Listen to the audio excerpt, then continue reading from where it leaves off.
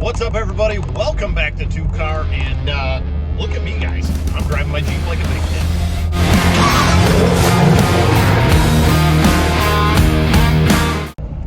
For the 7 of you that watched my last video, you guys know that I was ready to light this thing on fire out on my driveway. And let me tell you, I have been working through a heck of a lot of problems on this thing. And I'll be honest with you, I don't know if they were a continuation of the existing problem or new problems or what. I have no idea. I ended up making some decisions with this Jeep, and some of you may like, some of you may not like. Honestly, I'm on the fence about it. I don't know, because I really and truly love this Jeep. All the codes that popped up the last time were all pointing towards a vacuum leak. So I borrowed a fancy smoke machine from my buddy and hooked it up to this port here, and honestly started smoking from everywhere. Check out the picture below. Ended up replacing the gasket in between the upper intake manifold and the lower intake manifold. Ran better, but didn't fix it completely. Ended up figuring out that my upper intake manifold was warped. Yeah, so I went ahead and bought a good used pre-owned one online, and then installed it. Ran a heck of a lot better, but once again, got new codes that were not pointing towards a vacuum leak. They were pointing towards the map sensor or the PCV system. So I replaced the PCV, I replaced the map sensor, and I even replaced this tube because of a crack that I found in the original one that was on there. Plus that tube was hard as a rock, and you can see how nice and loose this one is. After that was all said and done, got new codes. Those new codes pointed towards my throttle body. Got another new used throttle body, put that on there, got better, didn't go completely. Even ended up removing, there it is. Even ended up removing the throttle body spacer that I had on this thing because I didn't want this thing to leak anymore. Replaced all the hose clamps to make sure that was nice and sealed. Ran better. Once again, not fully fixed. New codes were pointing towards a voltage drop between that connector right there and the engine harness. Ended up taking another little trip to the old Summit pick and pull, trying to find a new engine harness because eBay wanted like $300-400 just for an engine harness. But I ended up going to a Dodge Grand Caravan, same motor really, and got a map sensor plug and a coolant temp sensor plug and a throttle body plug, and rebuilt this engine harness once and for all. I then drove the Jeep without incident for another probably 250 miles. Then one day the wife and I jumped in it to go to Home Depot. Surprise, surprise. I had a coolant temp sensor code pop up. Replaced the coolant temp sensor, cleared the code, and no joke, we've been good and code free for about 400 miles. So, what decision have I made about this Jeep? Let me see a show of hands on who can tell me what all this means. Guys, as much as I love this Jeep, it's time to let it go. It's time to let it go to its new home. And I once again, I still have a little mixed feelings about it. Probably has something to do that I've got that thing right there, because it is running so well, and it's getting great gas mileage, and it's not like I don't have a car. But Jeep is going to be for sale, and I didn't want to sell it with the known problems that I had. So we are going to finish cleaning it up, and we're going to sell it. I also decided to pull the Porsche out of storage, but I'm not going to do a video on that because those are like these dumb unboxing videos that people do all the time. But this is probably the last time you're going to see the 2008 Jeep Wrangler in the shop or garage. I don't know. Maybe one day I'll get a shop. Do have some cool stuff planned for the old Honda. And I know I made a joke on one of my previous videos about doing an old school car audio system in a 2013 Honda CR-V. That's a reality, guys. I don't know if you like it or not, but it's a reality. Guys, as much as I don't want the Jeep to go, I think I'm most upset that I won't be able to build this. This is something I spent a lot of time designing and measuring and getting the airspace right for the sub, and how the amp was going to look. If you guys remember how the amp was behind that back seat and it was just going to show through this window.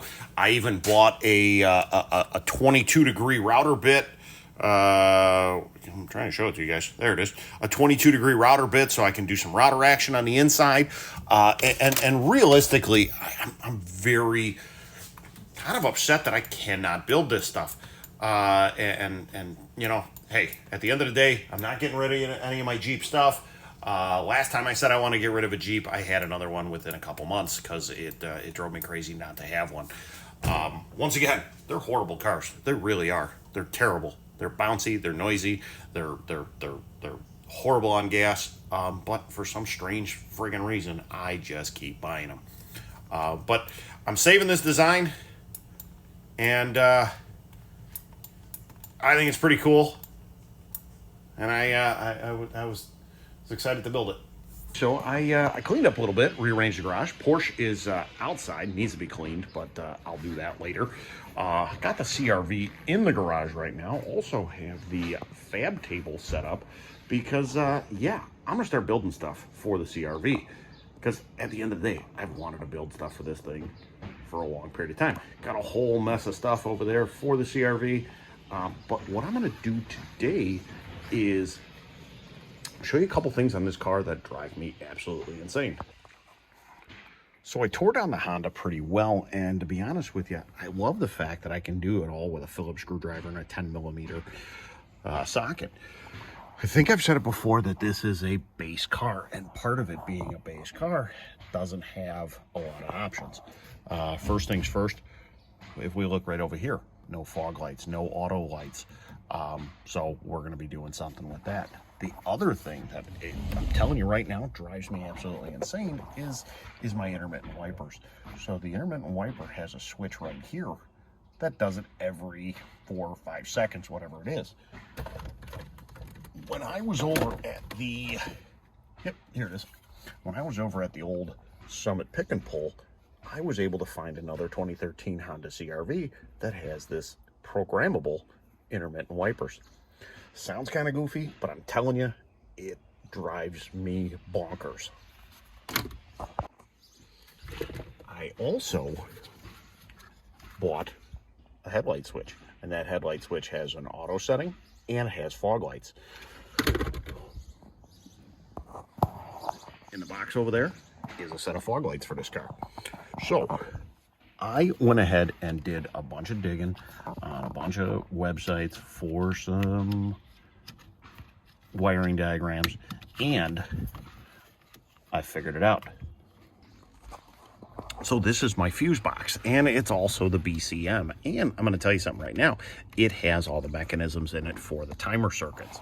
So what I have done is unplug this guy. These guys, you basically can just undo the one tab, pull that, undo that tab,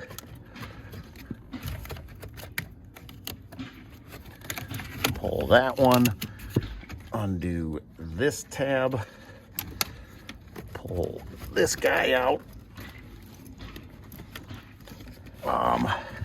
and then the one up top here, push this thing all the way over to the side, and then it'll come out as it's doing it. You could pull that little guy and break it like I did. It's a 2013 Honda, boys. Respect it. Why is this one fighting me? All right. Kind of hard to do this with holding the phone. Okay, so it's hard to get that out with holding the phone at the same time. So I went ahead and put the phone down for a second, got it out.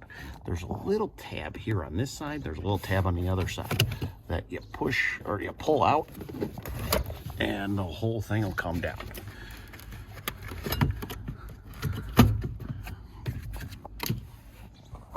You can kind of see the plugs on the backside. I grabbed a screenshot off the internet so you could see the plugs on the backside of this fuse box. There's one 10mm holding the top in that I didn't mention, that this thing just flops down and you can grab all your connectors. Few things you're going to need if you want to go from the LX style wiper switch to an EX style wiper switch with programmable intermittent controls is the intermittent control switch, and then you'll need to put a wire in on pin 10 up top by your wiper switch, and then you'll need to get down here to the behind your fuse box. It's going to be connector T. See if I can get that to focus. All right, connector T, right here. This one, right underneath your. Sorry, guys, can't see that. Connector T right here, right underneath your airbag one, and you're going to add a wire to pin 6. So if you guys are going to the junkyard and you're stealing, borrowing, buying, whatever you want to call it, a switch from the junkyard, take some connectors, because you could pull the pins with a fancy pin tool. So the plug's the same. I've got my new wire kind of wire tied to the loom here, running down to the back of the fuse box. But the connector's the same on both of these models. The way to mount the switch is the same. And realistically, you plug it in and click it in. It works out really, really well. If you look at the old switch, it's got these little push tabs right here on the top and the bottom, and the whole thing just slides out. So let's go ahead and connect all that. Guys, not gonna lie to you, I did a lot of the wiper switch the other day, but I wanted to pull this all back apart and actually show you what happened with it. Because now, if we go ahead and turn the ignition on, and we go ahead and try this guy, and I got it on the longest setting completely. So there we go, there's a swipe. And we're still waiting. And we're still waiting. And we're still waiting. And there it goes again. Now if we go all the way to the plus side, there's that. And it's going a lot faster. So upgrade 1 is complete. We're going to go ahead and put that back together. But before we go ahead and turn the wipers off, but before we go ahead and put that back together, I want to show you a couple things that I got in store for the headlight switch. So I think I stated that there was a set of fog lights in that box over there, and we're not going to get to that yet. And I wanted to show you guys, first of all, the headlight switch works just like the wiper switch. And I went ahead and bought this guy on eBay, so it has a headlight control with an auto setting, and it has an fog light setting. So if we go ahead and install this guy, same way that the wiper switch was installed, I set up a little demonstration with the new fancy headlight switch with a fog light switch and an auto setting on here as well. It's got the same 10-pin plug, and if you'll look, I cut open the loom here, and I tagged this pink wire into this purpley pink wire. That is pin 2, and that is our fog light control wire according to my wiring diagram. And if we look at my power probe, we got 10.3 volts. If we go ahead and turn the headlights on completely, and then go ahead and turn your fog light switch to on, you get a ground on this wire, and look at the dash. You actually get a fog light switch in the cluster.